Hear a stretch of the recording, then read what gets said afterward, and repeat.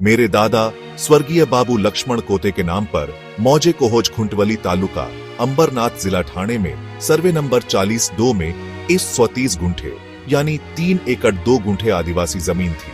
लेकिन साल 1996 में मेरे पिताजी, मेरी दादी, मेरी बुआ और मेरे चाचा के भोलेपन का फायदा उठाकर गुरुमूर्ति नारायण और उसके साथियों ने सिर्फ 75,000 रुपये में गैर आदिवासी 7 पाबा तैयार कर लिया। उस जमीन में से उन्होंने 6,000 वर्ग मीटर यानी 60 गुंठे आदिवासी जमीन का गैर आदिवासी 7 पाराह तैयार किया। बची हुई आदिवासी जमीन अभी भी हमारे नाम पर है। मेरे दादा स्वर्गीय बाबू लक्ष्मण कोते के नाम पर मौजे कोहोज खुंटवली में सर्वे नंबर 40-2 में जो 130 गुंठे जमीन थी, उसका बंटवारा होकर सर्वे नंबर 40-2 बकी 64 गुंठे आदिवासी जमीन हमारे कोते परिवार के नाम पर है और बाकी सर्वे नंबर 40-2 गुरुमूर्ति नारायण और दूसरों बिल्डिंग वालेकर होम्स के नाम पर 60 गुंठे जमीन गैर आदिवासियों के नाम पर गैर कानूनी तरीके से हो गई।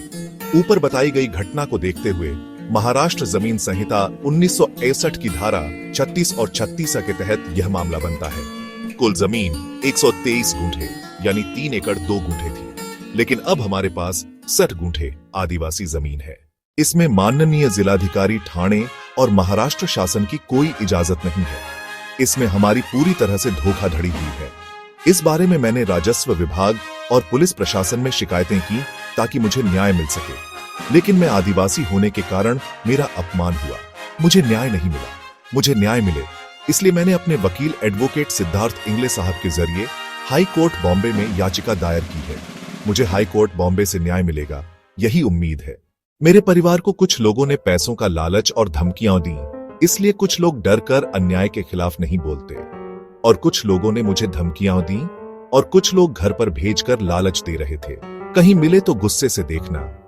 आज भी हमारी पुश्तैनी आदिवासी जमीन मौजे कोहोज खुंटवली सर्वे 40-2 में खामकरवाड़ी खदान में गणपति विसर्जन था। कुछ गुंडा प्रवृत्ति के लोग आए, मेरी तरफ देखकर मेरे घर के सामने गाड़ी लगाकर गुस्से से देख रहे हैं।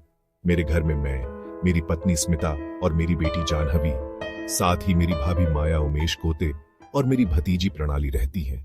अगर मुझे और मेरे परिवार को कुछ होता है तो कुछ लोगों के नाम चिट्ठी में लिख रखे हैं, वे लोग ही जिम्मेदार होंगे। इस बात का ध्यान रखा जाए और जिसके नाम गैर कानूनी जमीन नाम पे हुई खुद गुरुमूर्ति नारायण बोलता है कि बिल्डिंग गिरा दो, जगह खाली करो। मुझे बॉम्बे हाई कोर्ट मुंबई में न्याय मिलेगा, यही उम्मीद है। जय शिवराय, जय भीम, जय आदिवासी, जय जोहार। आपका ही आदिवासी भाई महेश जनार्दन कोते।